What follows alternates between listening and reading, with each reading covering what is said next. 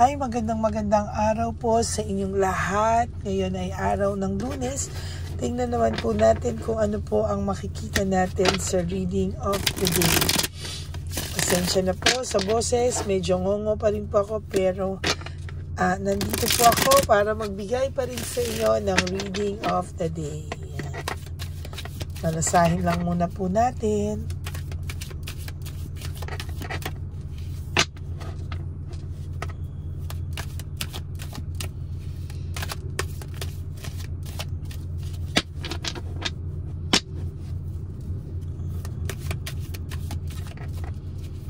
Yan. Kamusta po? Napanood nyo na po ba yung first and second reading at yung mga re-uploads ko? At para po sa mga hindi nakapanood, no? Okay. Yan. Okay.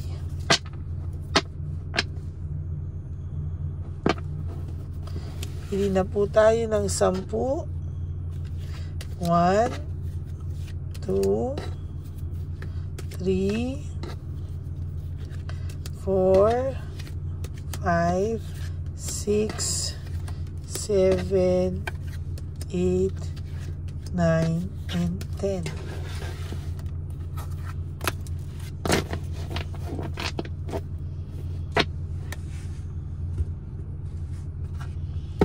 Ito naman po ang ating balasahin.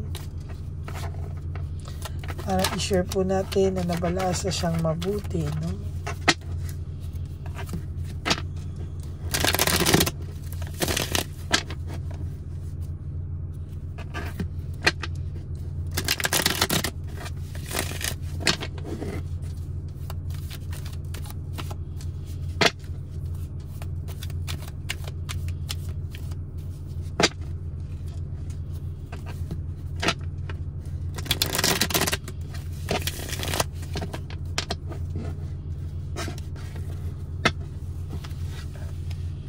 Pili na po tayo ng 10.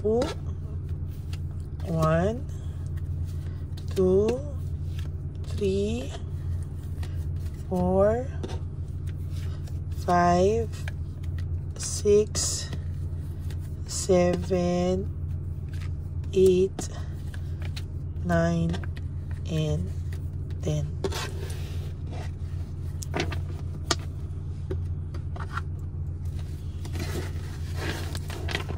Okay, huwag niyo po itong skip. Dito po tayo kumukuha ng energy, no? Para po sa inyong lahat.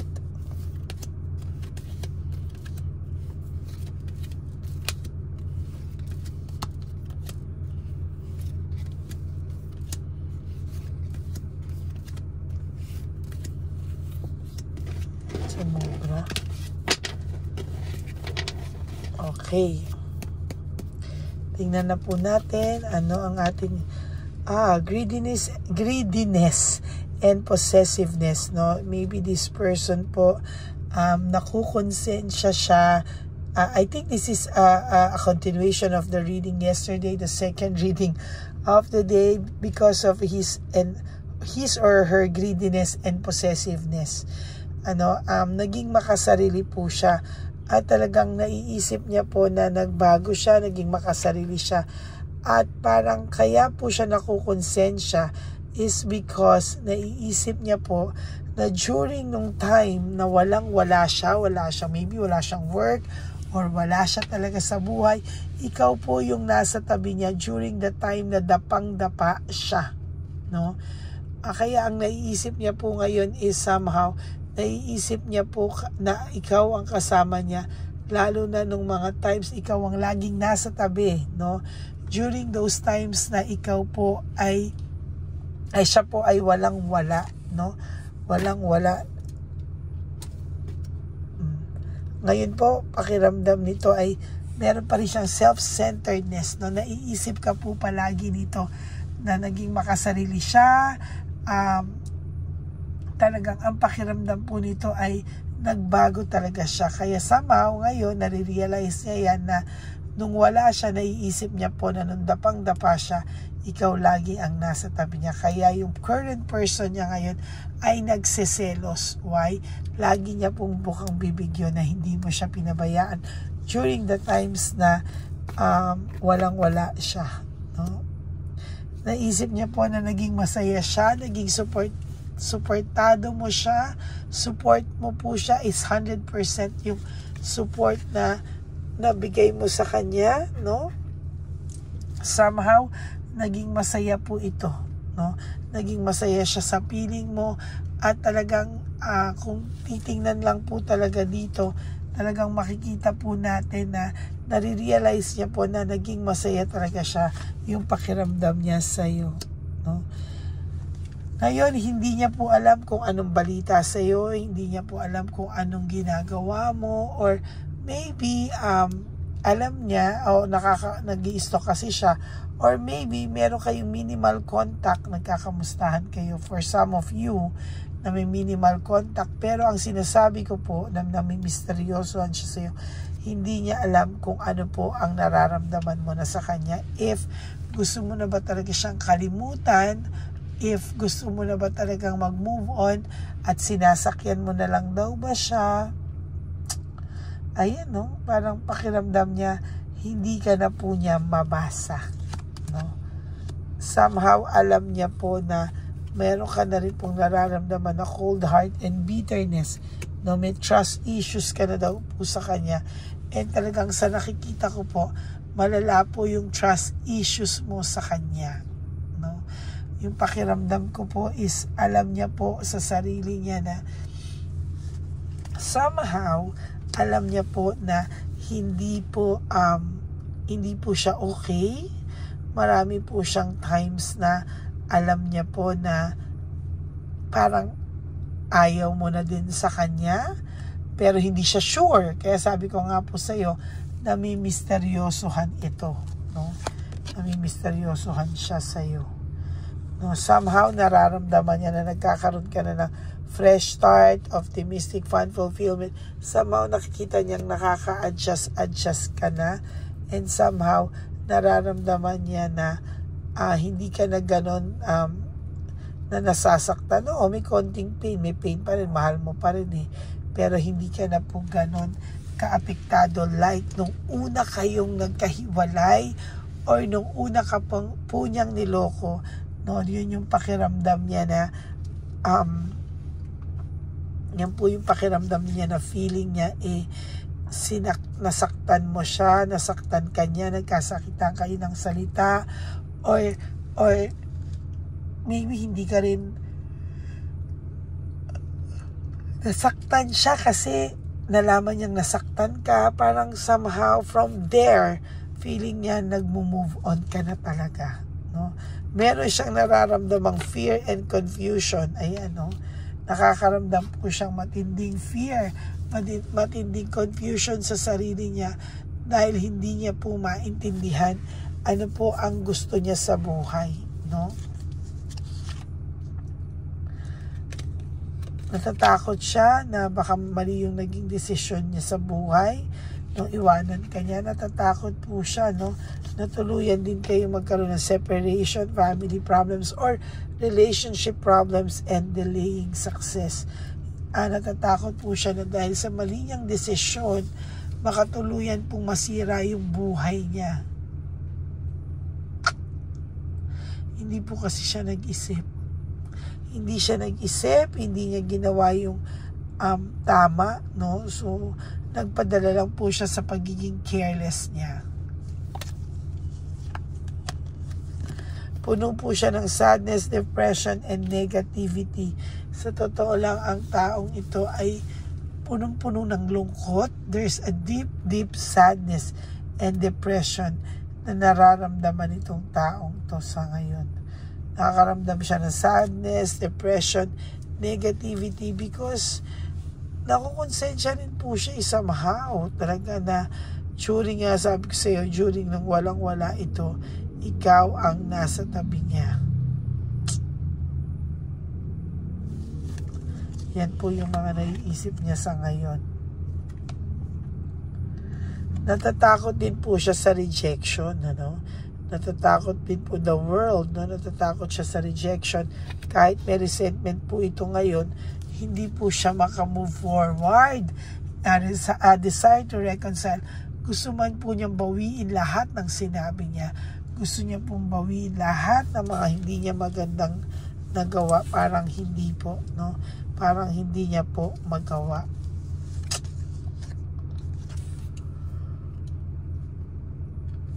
Na-take advantage din po kasi yung sobrang pagmamahal na meron ka para sa kanya. Akala niya forever nandyan ka lang. Kaya parang umabuso to, pero parang ayan, no? Pakiramdam niya hindi ka pa rin mawawala. Nandyan ka lang sa tabi niya. No? Parang ito, leaving home, moving forward, hindi niya po alam kung tama ba ang naging desisyon niyang iwanan ka. Tama ba yung naging desisyon niyang maghiwalay kayo, magkanya-kanya kayong buhay? Parang gulong-gulo to, sobrang empty po talaga siya. And yung utak po nito sagad na sagad at talagang nabalasa talaga, napiga. Yun ang ibig ko sabihin. Napiga po talaga yung utak nito. Wala po talaga siyang maisagot sa mga tanong. Wala po talaga. Hindi niya kaya ngayon, no? There is this insecurity and talagang nakakaramdam po siya ng insecurity ngayon sa sarili niya. Pero naiisip niya po yung naging martyr ka sa kanya. Ilang beses naging magpaka-martyr ka. Minahal mo siya. Lahat, no? Sinuportahan mo siya. Pero anong nangyari? Parang napili niya pa rin yung mundo ng ganito magulo. Na dapat sana ay masaya kayong dalawa. Dapat sana maayos kayo. Pero hindi eh. Dahil sa mga kalokohan niya, ayan ang binagsakan. Dahil sa mga kalokohan niya, nawala ka sa kanya. Somehow walang peace of mind ito sa buhay niya, and soon you will have your peace of mind, no? Siya po ang hindi, at siya po ang mahihirapan magkaroon ng peace of mind sa ngayon. Yan po yung hahanapin. Oh my God, there will come a time mapapanish ito, no? Pinaparusahan na to ng tadhana, parang walang pumapasok sa isipan nito. Kung hindi excess pride lang, no? Yun na lang ang meron siya. So sige, no? Yun na lang, ano? Pride, no? Pero sa totoo lang po, marami pong nangyayari sa kanya na hindi niya po maintindihan, hindi niya po kontrolado. Ayan. Sa iyo po, paikot na eh, no? Habang ikaw ay, dati ito ka po nung pumapanik ka na, no? Sumasaya ka na po, umaayos na. Merong pagbabago sa buhay mo na good luck. Sa kanya po, pababaan. Ayan.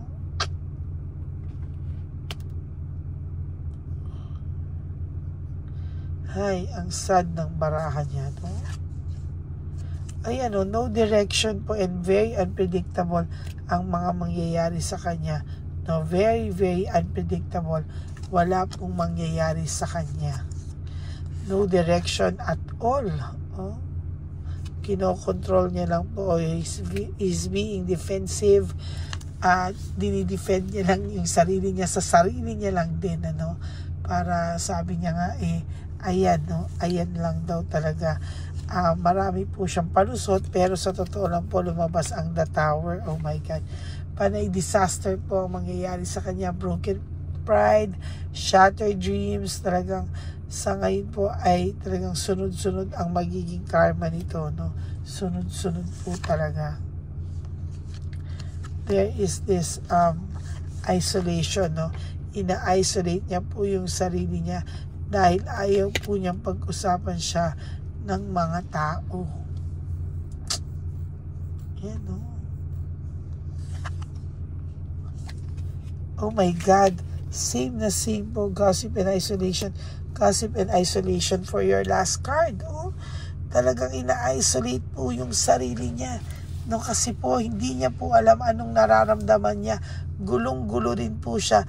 And sa totoo lang, hindi niya po alam ano ang nararamdaman niya.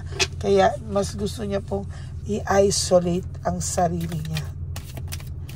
Bigyan ko po kayo ng bonus card sa Lover Oracle Pig.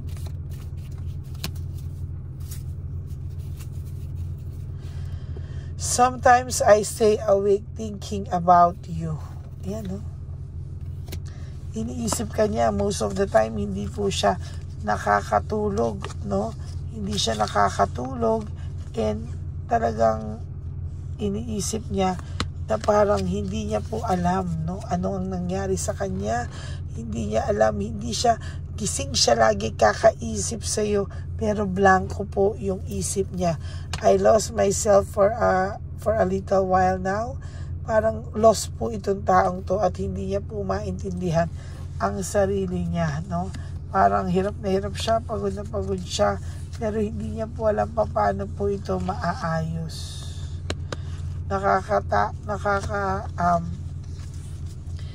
Nakakalungkot, no? Pero talagang nawala po siya sa sarili niya at hindi niya po maintindihan. Para po sa mga tao ngayon na merong nakaka-relate sa kanya to, gusto ko lang po sabihin sa inyo na hindi naman niya sinadya, pero parang may urge sa kanyang gawin Parang, alam mo po yung sa temptation, hindi po siya nakalusot. Marupok po siya, no? Naging marupok. And I regret lying to you, no? Talagang na-regret niya po, no? Magsinungaling sa'yo. No, and the last is, you were the best thing in my life. Ikaw pa rin po ang best thing na nangyari sa buhay niya. Pero ang dami niya pong regrets, ang dami niya pong konsensya, pero wala po siyang magawa sa ngayon. Pero ang pinakamatindi po talaga na nagpapakonsensya sa kanya is yung naiisip niya po na ikaw yung nandyan during the lowest point ng buhay niya, ay ikaw po ang nandyan. Ayun. So that's it for your third and final, for your first reading for the day. No, pasensya na po kayo, naisip ko yung third reading kagabi na hindi na ako nakapagbigay. So at the back of my mind, nandun pa rin yung kagustuhan kong magbigay ng third reading, kaso po talagang masama pa rin po yung aking pakiramdam. Okay, so that's it. I hope na naka-resonate kayo, and if you do, can you please give me a like and comment down below para po alam naman po natin ang reaction nyo at talagang binabasa ko po ang mga reactions nyo. Yan, maraming salamat po sa inyong lahat. God bless you all and stay happy. No, sabi ko nga po have a happy heart po sa inyong lahat. And for those of you who would like to have a private reading with me through video call, you may contact me po at Ladyly Elena, that's Ladyly Elena. Nasa dulo po yan ng ating video. Diyan nyo lang po ako makokontak. That's my only official and legit FB account. And sana po, no, wag nyo naman po skip yung ads. Tulong nyo na po yan sa akin. Maraming salamat po sa inyong lahat. And for those of you who would like to give me a super thanks for this video, I would really appreciate that and love that from the bottom of my heart. Maraming salamat po sa inyong lahat. Yan. God bless you everyone. I love you. Stay happy. And sabi ko nga po, life is too short. Don't make it shorter by stressing yourself from all the pains and the heartaches na binigay sa inyo ng kahapon. Just surrender everything to the divine universe and just let go and let God write your life and love story. I will be back for another set of reading. Huwag po kayong mawawala. Babalik po ako. God bless you all. I love you and have a happy Monday ahead of you. God bless.